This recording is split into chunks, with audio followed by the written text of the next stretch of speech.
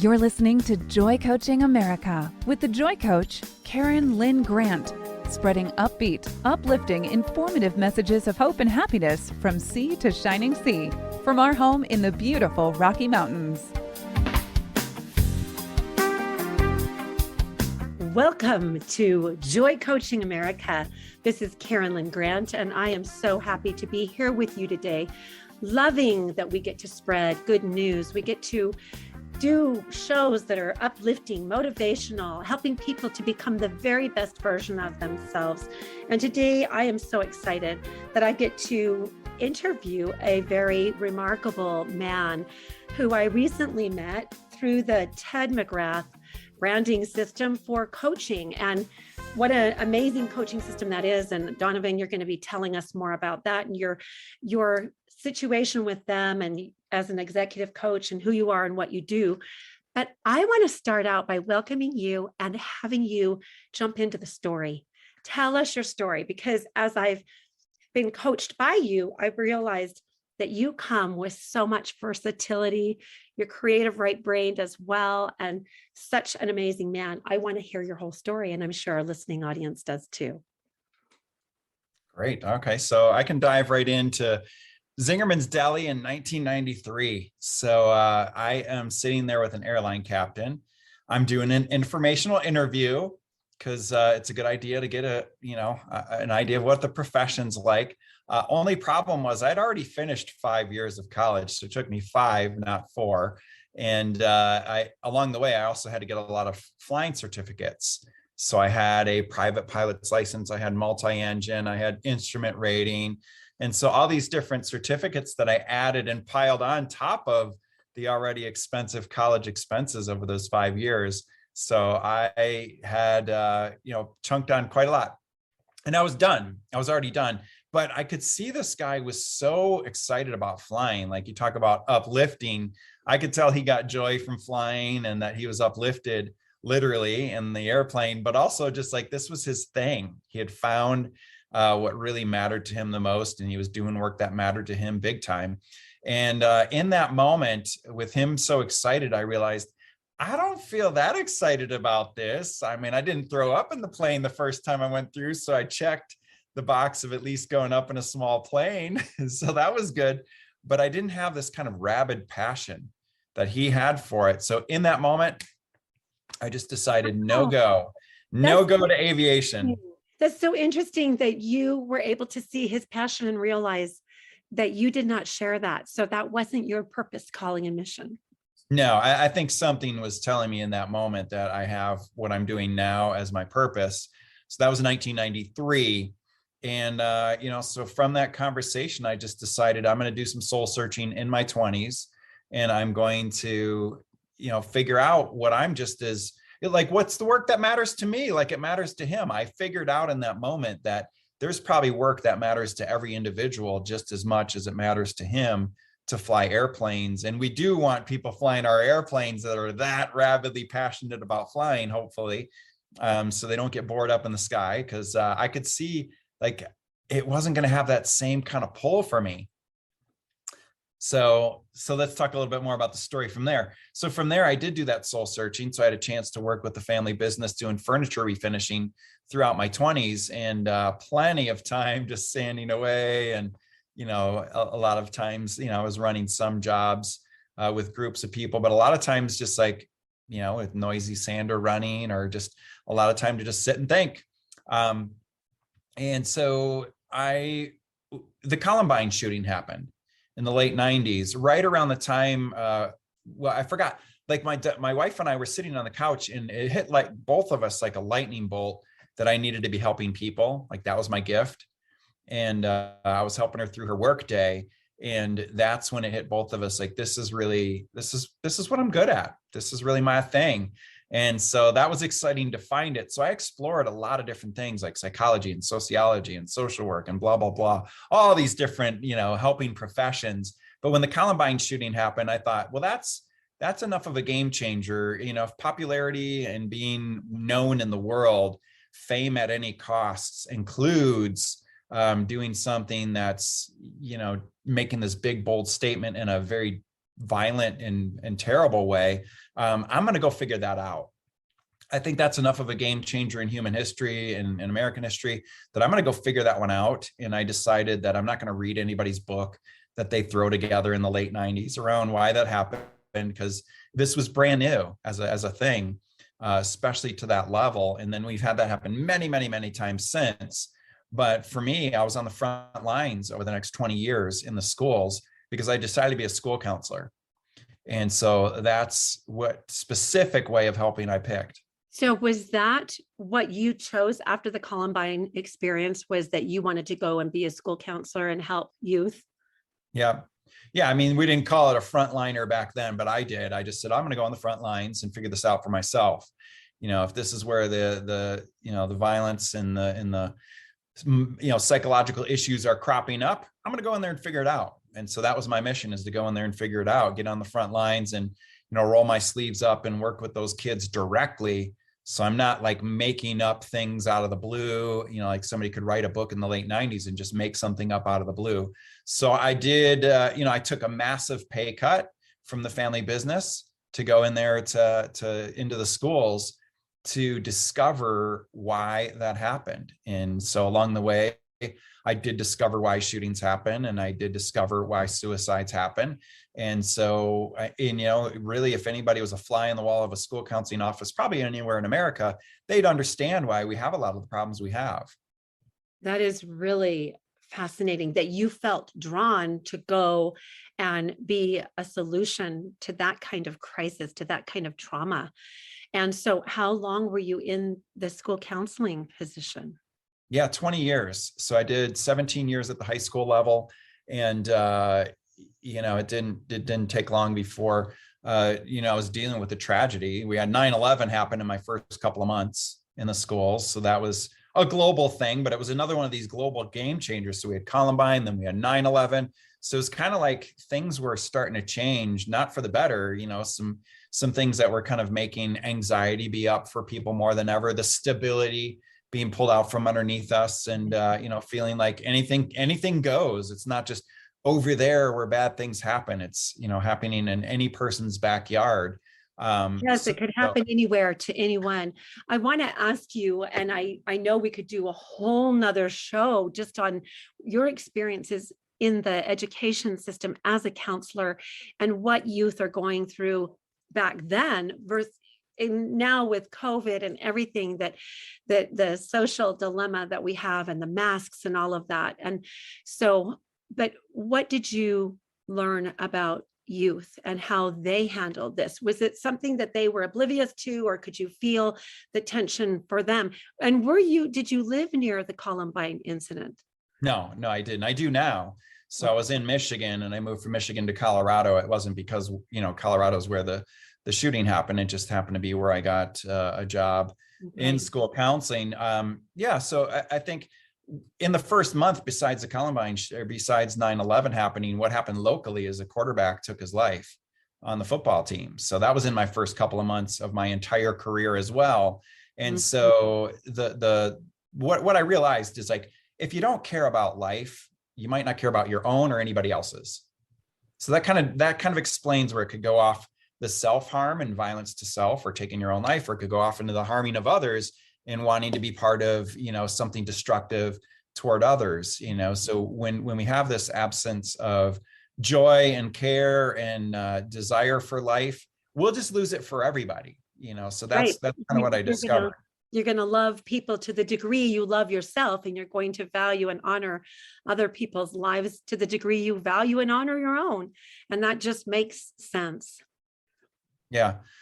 So, throughout those years, I figured out a couple things. One is after that suicide, we did like circles of understanding. So we pulled all the students together, community members together, family members and teachers that all wanted to do something to just kind of, turn the corner. There was a lot of racial tension because the student was a Hispanic quarterback. And so some people said, you don't know him because you don't have that, that you don't come from our culture. Other people say, well, he's a football player. You didn't know him. You're not a football player. And so then there was some actual serious polarization in the school and serious tensions. And so we did what's a restorative practice called circles of understanding. going back from ancient times where people would just gather around the fire to figure things out. And that was super powerful.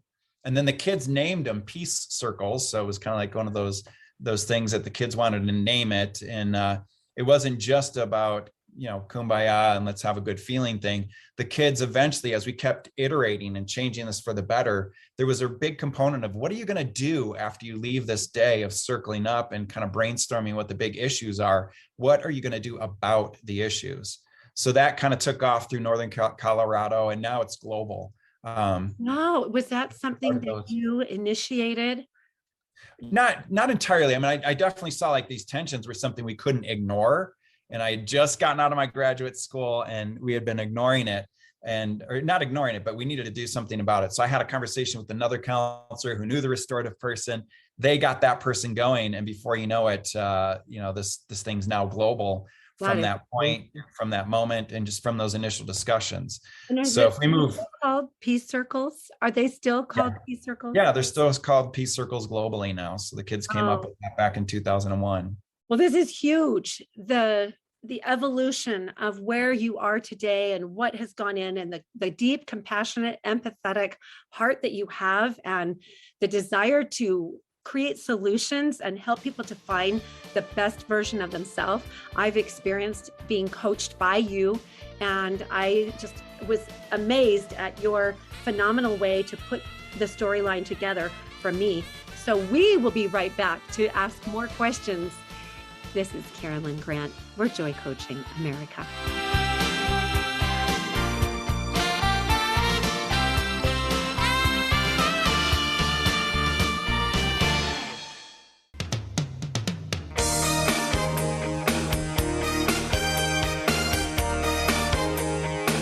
From sea to shining sea and beyond, you're listening to Joy Coaching America Worldwide with show host and Joy Coach, Karen Lynn Grant.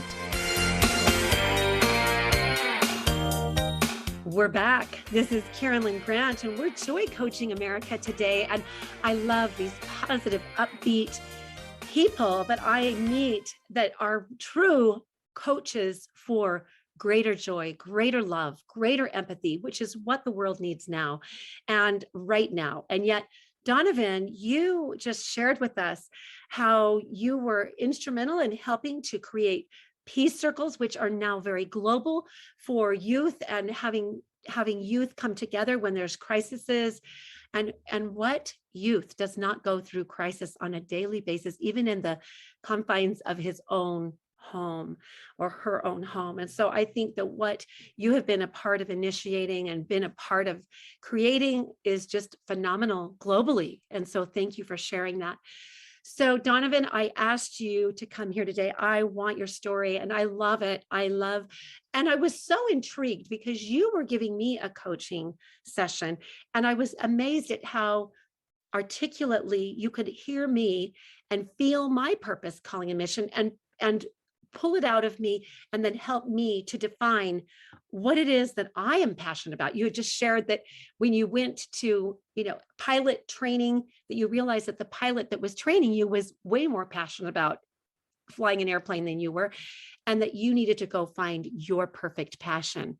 And so I think that's wonderful what you're doing, but I would love to hear the next step in the evolution of Donovan's life as you became an executive coach for the Ted Mcgrath branding. And I'm sure you have your own many other things that you do as well. So we want to hear about it.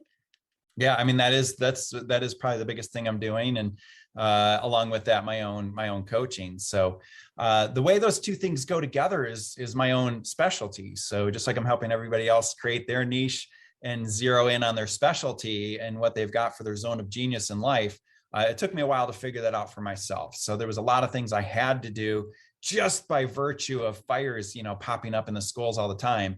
And one of the big things is actually creating a tool for mental health where it's a traffic light. So there's just like when we're driving in the roads, we want to be safe at the intersection because we know what to do and they know what to do. And so crossing that intersection. So same thing with developing a way to keep our kids safe. I had a mom who had lost her son to completed suicide, who just wanted to have some tool that gave us an earlier warning system. And we all do have drama every day and emotions every day, but they're just of one of three levels. We have a million emotions and a million emojis, but I just do green, yellow, and red like a traffic light. So we can actually know at the green level, it means you don't need a helicopter. The kid can handle it themselves. At the yellow level, we go to our support system and somebody can handle it within our everyday life, or it's red and it's an emergency. So that is one thing I've been really, looking to push out to the world, because there's so many different self-awareness systems and they just are confounding and confusing. So if we fast forward a little bit past that, what I realized is if we think about that airline captain and where I am right now and where you are with your business, we're kind of hovering between green and yellow, green and yellow, green and yellow. Like it's a nice little wave, like we're in the zone in life. And what I realized is we can proactively get ourselves into that zone 40 hours a week by nailing it with our career. If we really nail it with our true calling and have our passion and purpose, to me, that's true prosperity, true purpose, true passion, you got true prosperity. So that's kind of what I got going on right now. And that comes from helping people that are in their 40s, 50s, 60s, 70s, and even 80s who haven't nailed it yet. And so I love it. I love it. I remember having a woman on my massage table who came in for a massage when I was only doing massage therapy, and she was 66. And after her massage, she looked up at me with tears trickling down her cheeks. And I said, "Oh, what did this bring up for you?" And she said, "As I'm laying here on this table, I'm realizing that I have raised my children, I have raised my husband, and I still don't know what my mission is. I don't know my purpose. I don't know my calling. I'm 66. Am I too old?" And I love that you just said that you help people in their 40s, 50s, 60s, and 70s and 80s to find their purpose. And that's when you have your story. That's when you've gleaned the wisdom from these experiences, not necessarily when you're 20, you're still experiencing. So I love that. And is your personal coaching system, can you tell us a little bit about what that is? It the red, yellow, and green light kind of system? Well, it's actually just that wave between green and yellow. I want to, proactively help kids figure this out way, way, way, way earlier. Are you working with youth? Is that your primary coaching? In my personal business, yeah, my personal coaching, it's mainly teenagers. I've got a couple other clients that are also business coach clients, but mainly it's working with the teens and helping them get zeroed in. Not to nail it. I just did a post yesterday on Instagram, a reel that just said, did the student get complete clarity in just 3 coaching sessions with their career? Wow. No. They didn't. They didn't. You know what? But they got more clarity, so 3 sessions and we're getting more and more and more clarity. You're honing in. Yeah. We can revise this forever. I had in the 10th grade, I had a career education teacher that went around the room and asked each student, "What do you want to be when you grow up?" And she got to me and I said, "I want to be a singer, a songwriter, an author, and a mom." And she looked at me and she said, "You can't want that. That won't make any money at all." And you know what? I thought to myself, I was stubborn enough at 16 that I thought, but that is what I want. And that is what I'll do. And I ended up writing a story and that was published in Guidepost and earning a scholarship to the college of my choice. And I thought, you know what? That was just 7 months after she told me I could never earn any money doing what I love. And so I love what you're doing with youth. Instead of discouraging them about the things that they love, showing them a way and pointing them in a direction to hone in on their natural gifts, talents, strengths, and abilities to create the best version of themselves that way. I love what you do, Donovan. Cool. Yeah. Once in a blue moon, somebody's going to shoot you down in the school counseling world. But for the most part, these school counselors are putting out these hot, crazy mental health fires and doing so much to support and uplift kids. But I'm sorry you had that one example of a rough one. Well, I think that it's evolved. I think that when I went to school, that was in 1976. I'm older than you.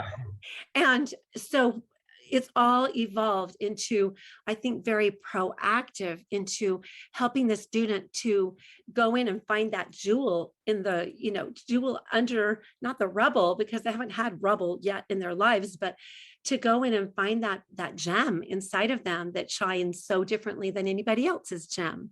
So I love that. That's right. So you were involved in this, and how long were you involved in your coaching, in your own personal coaching? I've been doing that for how much time? I'm sorry. So it's been like good 6-7 years that I've had at least one coaching client of my own, 2, 3, 4, 5, so a handful at a time. So that's been several years that I've been zeroing in on this niche of really dialing it in on who are you and how does that fit in the world. So, I mean, the two big questions I answer, the traffic light is how are you doing? And so I got an answer for that one. And then this one is who are you? And the answer is we're all unique and we all do have something that we can develop. We're not all there at, like you said, 20 years old, but we definitely can develop the right things or we could develop the wrong things. And I want to help kids actually be in the right direction because we could be diametrically, it could be 180 degrees from where we should be going, away from our place where we want to land in life. So my mission is to help kids get zeroed in on figuring out what they truly want to go after. And so that's it. In 2 months, kids are going to come away with a plan for their future. Oh, I love it. And I know the quote, it takes a village to raise a child, or whatever that quote is, but it's so true. I had a client that was 15. She came to me with her hair dyed black and with cutting marks on her wrists. And she came, and as I was having a session with her, which involves music, massage, and aromatherapy, I kept seeing her with a book of art in her hand. And I said to her, called her by name and said, I just feel like you're going to be an illustrator of children's books. I'm seeing this beautiful illustrated book. Well, down the road, after several sessions, she comes holding a book. She had actually landed a job illustrating a children's book with her own unique art. And she said, I am so excited to graduate and get out of school so that I can go into my field. And that was probably 5 years ago. And recently her mother called me and said, she's doing so good. She is pursuing the thing that she is good at with her purpose, her calling and mission. So I love what you do, Donovan. I think that would be one of the most rewarding careers to coach youth. And how many parents would love to form a village around their child and create that. So yeah. give us a happy thought to encourage parents to seek out help. Yeah, it takes a team to empower a thriving teen. So that's my spin on it takes a village. And that part of that team is to invest in coaching and do it early. We don't have to wait till it's a problem and we have midlife kind of desire to do something new. We can actually get zeroed in way earlier. We'll be right back. Joy Coaching America.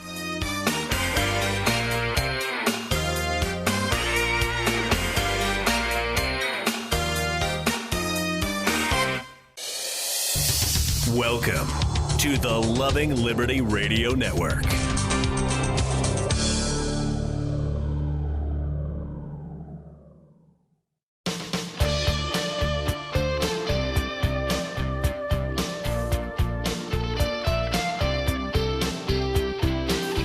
Welcome back to Joy Coaching America, raising the world's vibration to love, joy, and peace, one happy listener at a time.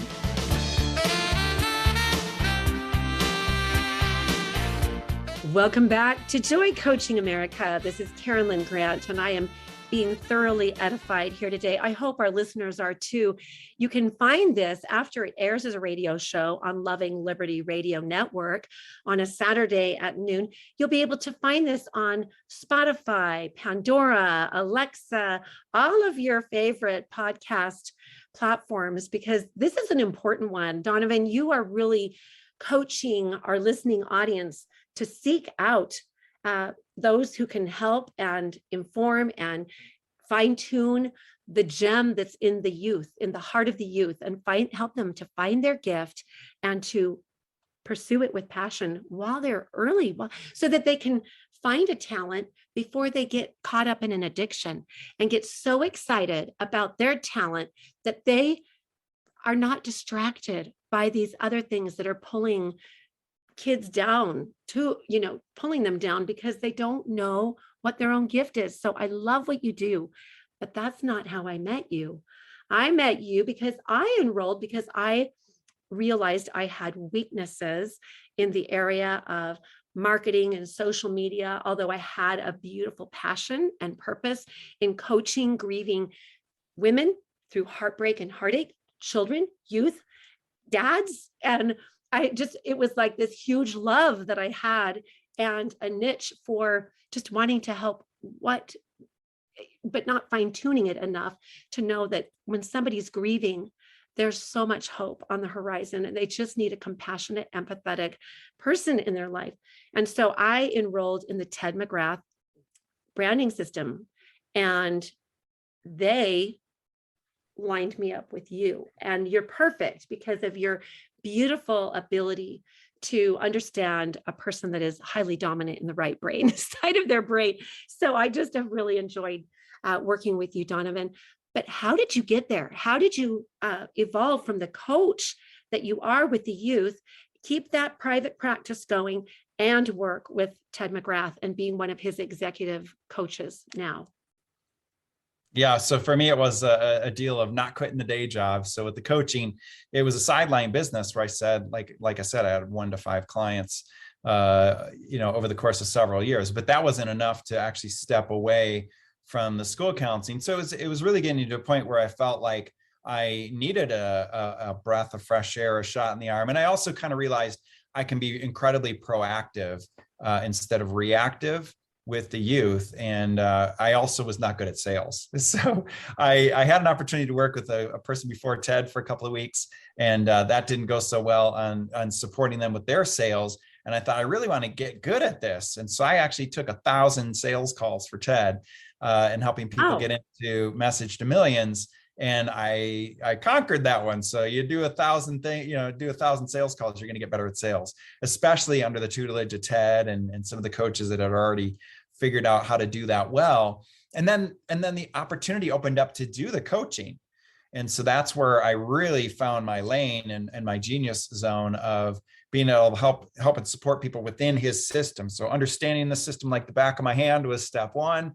And then implementing it and actually getting results myself was another step. And then finally, to be able to help people like yourself in that program, that's where I started to realize this connection between somebody could be as old as 85 years old, still figuring it out, and how nice it would be actually to get help and support this with this way younger. I was talking earlier to someone about how the first athlete I saw start really, really young was Jimmy Connors with tennis at like 4 or 5 or 6 or whatever. And in sports and music and so many different areas, we do that.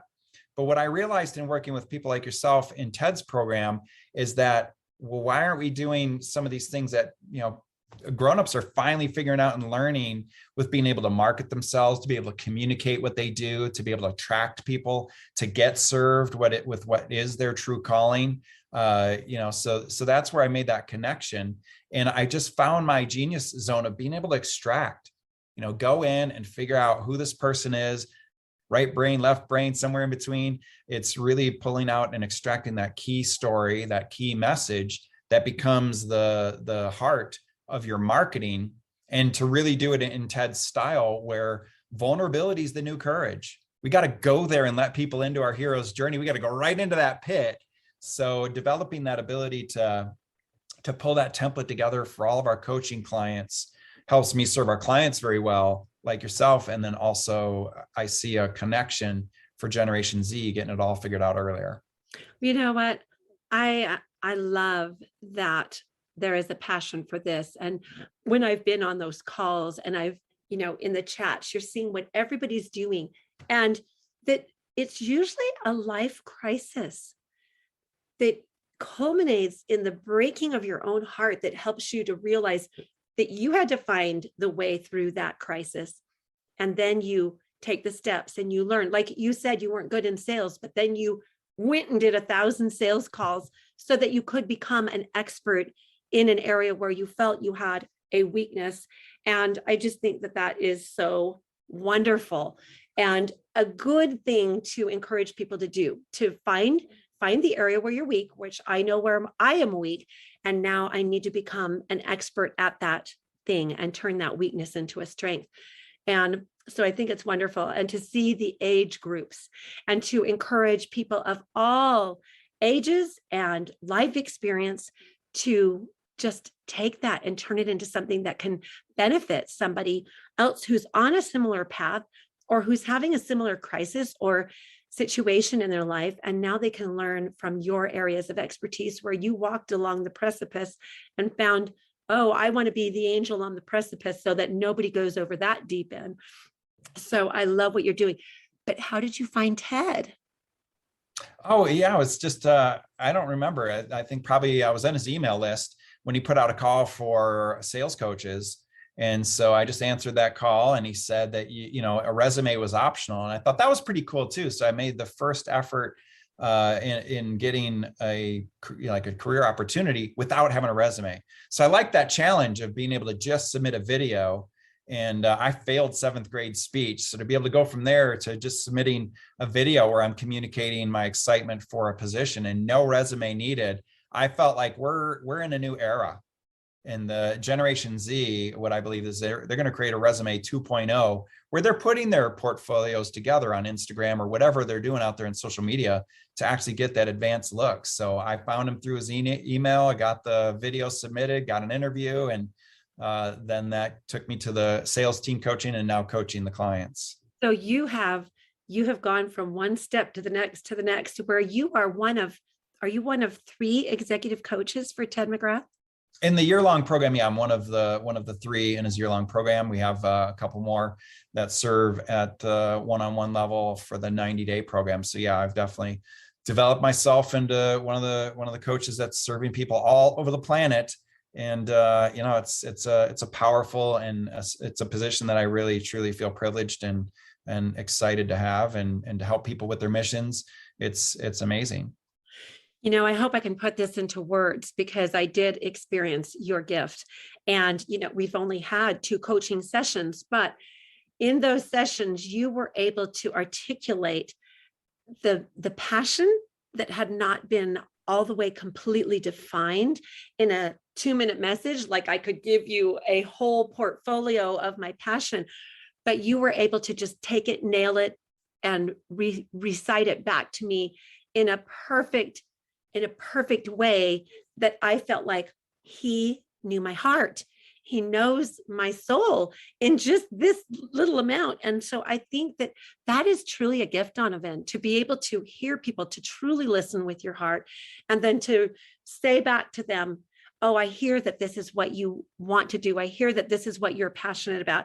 I can hear that this would be your gift to humanity and the legacy that you would want to leave. And that for me was so powerful. I'd never had anybody do that before. I've had people say, what is it that you do? Because it's so versatile, but and it can go in and bless people that are grieving on so many different levels and areas. But you were able to just take it, hear it, and say, oh, this is what you want. This is what you're doing. That is an amazing gift to be able to do that for people. And so I want to encourage everybody to, if you're looking for a coach for your child, your youth, your teenager, Donovan, can you give us a website where they could go to find you, or contact information? Yeah, it's getreadycoaching.com. So that's the main site, and donovan.getreadycoaching.com is basically an application site for them to submit some questions to see if they qualify for a free session. So I'd be happy to provide that free session for parents or kids. Well, not parents or kids, parents and kids together. I do some business coaching as well. So happy to help. Awesome. Well, we're Joy Coaching America with Donovan, and he is amazing.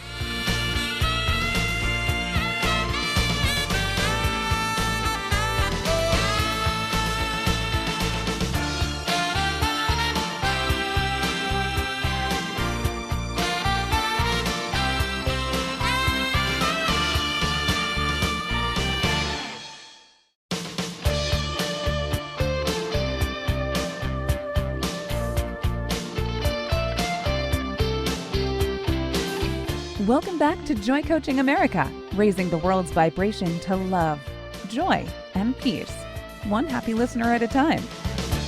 Welcome back to Joy Coaching America.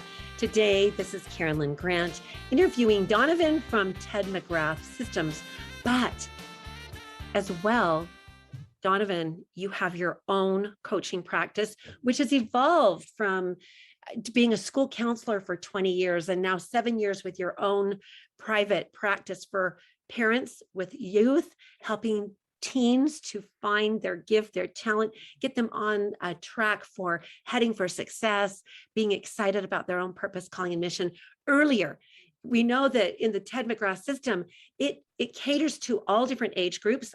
I'm 62, but yet I've noticed on the calls, these Zoom calls, that there are people younger than me, there are people that are older than me, and I'm so happy to be there and to witness people pursuing their life with passion. In the process, everybody has a story, and I love that you focus on that. What is your story? And I would love to hear if you have any stories that you could share with us today about somebody whose life was changed because of your gift of influence. Yeah, I've got a couple, so I don't know if we'll have time for both of them, but I've got one for the executive coaching and one for students. So the first one is turning a lawyer into a princess. So this one I had a couple minutes before class, and I just said, "Hey, what do you want to do when you grow up?" Like we've all been asked. And she didn't say what she wanted to do. She said, "I'm going to be a lawyer." And I was like, I noticed you didn't say you wanted to be a lawyer. So I said, "Look at the last week, you stole the show in our theater. Have you thought about theater?" And she's like, "I don't know, maybe I'll minor in it, Mr. Dreyer." She's just trying to blow me off.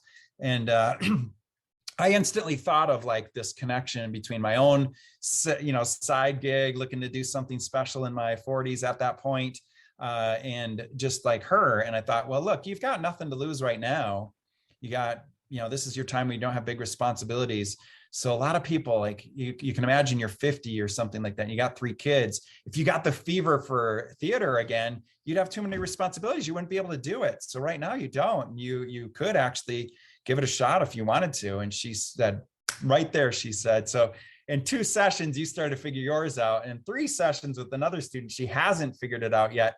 But right there, in a matter of a couple of minutes, she said, "I'm going to go home and tell my parents I'm majoring in theater." And she did. Wow. So, yeah, next year I met with mom and students. She's like, "She was going to be a lawyer. What did you do?" And then she ultimately realized that's who her daughter was. But then they were like, "Oh, but dad's not going to be on board. He wants safety, security, stability." And you can get kicked out of a gig in the corporate world that used to be safe and stable and secure at any given time.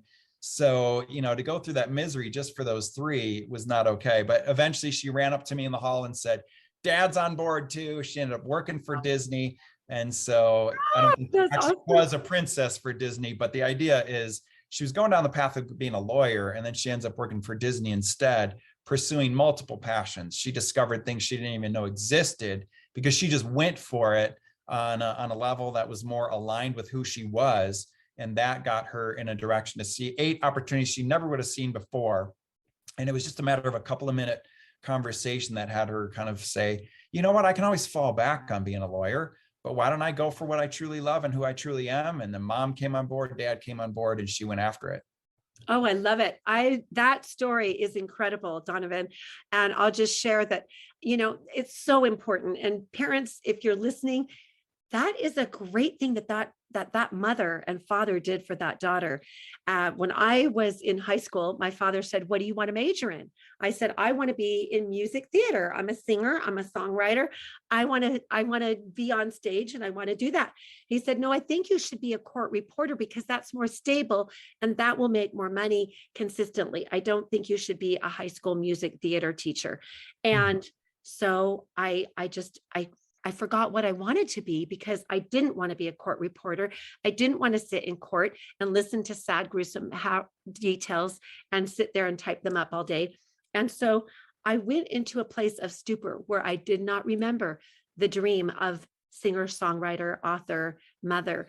And that was awakened later for me. But to have a parent, both parents, be on board, encourage your child to do what they are gifted at. They're going to do so much better and live so much happily ever after if they are doing what they love. And I love Wayne Dyer when he says, "Do what you love, the money will follow." And sometimes it's not even about doing the thing that makes the most amount of money. If you are happy doing what you love, that is so incredible. So I love that story. And I think it's so true. And I want to just say exclamation point and amen to that. Now you have another story about an executive coaching situation. Yeah. So one of Ted's clients I was working with, and her dog had died that day.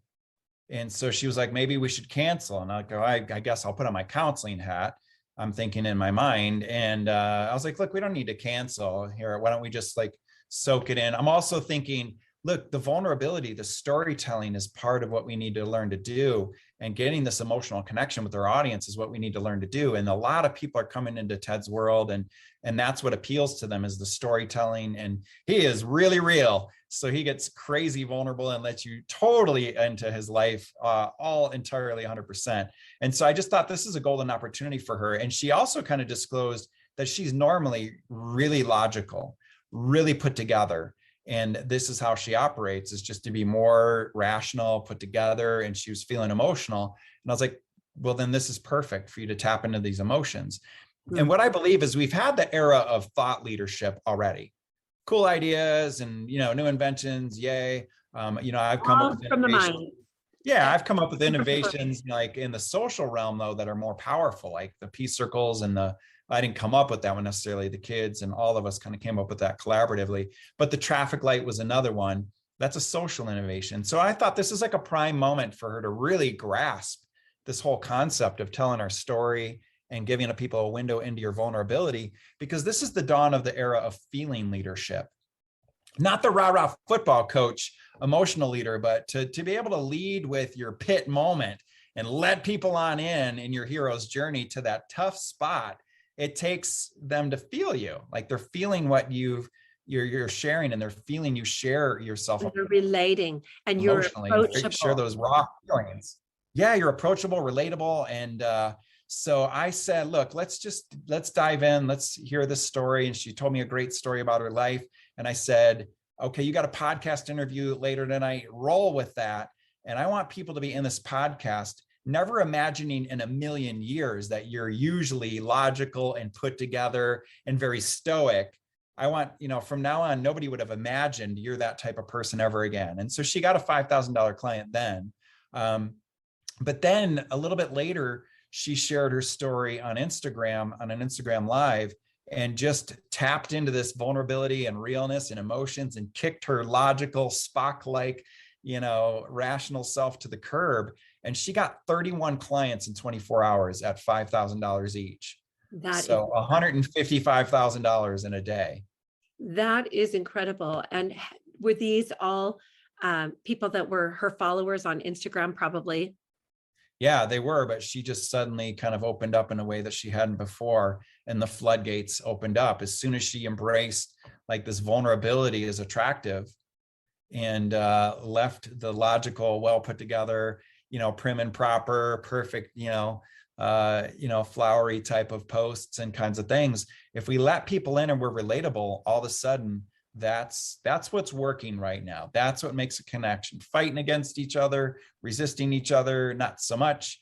But this window of, hey, I have fallibilities, I've got frailties, I've got emotions, and you let people have that window in, and you're one of the modern feeling leaders.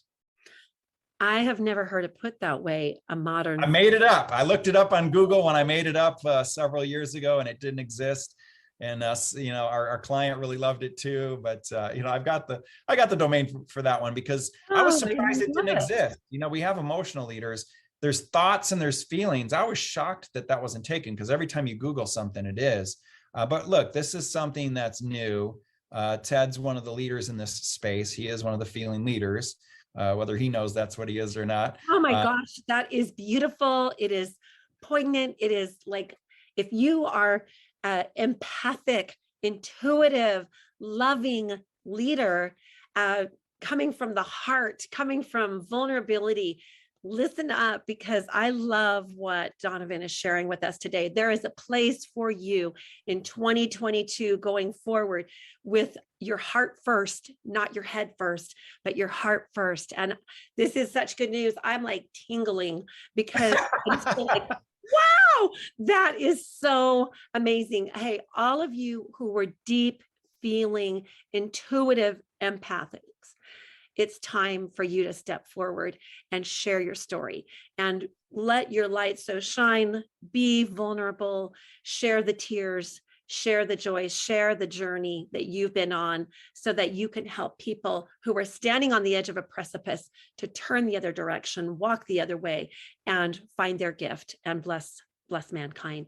I love it, Donovan. We have a minute left, and I want you to give us your minute, your million message to millions moment, so that people can hear your voice and hear what you're doing for humanity. Yeah, another big concept is we have a lot of dis-ease. And so what I want to go viral is contagious ease.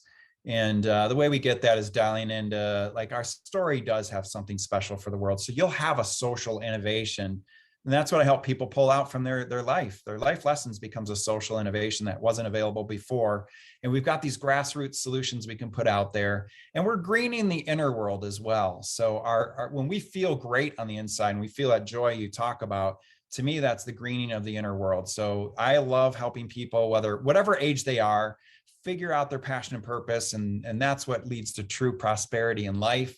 When I think about the youth and Generation Z, I believe Generation Z is going to be the greatest generation of all time, because we get them tapped into what makes their inner world green, what brings them joy. And some people push against that, but I think it's both passion and purpose, not one or the other. We definitely got to be able to bring value to the marketplace, as they say, but why not do it with what you love? Why not do it like the girl that worked for Disney and be aligned with who you are? So I'm Donovan. It's been a joy to work with you today. Oh my gosh, I love it. How vital this message is. Healing is contagious, not just disease. And that's what the world needs now. We're all tired of the illness, the sickness, and we want to move into contagious healing. Thank you, Donovan. It's been a joy. For Joy Coaching America, Karen Lynn Grant with Donovan.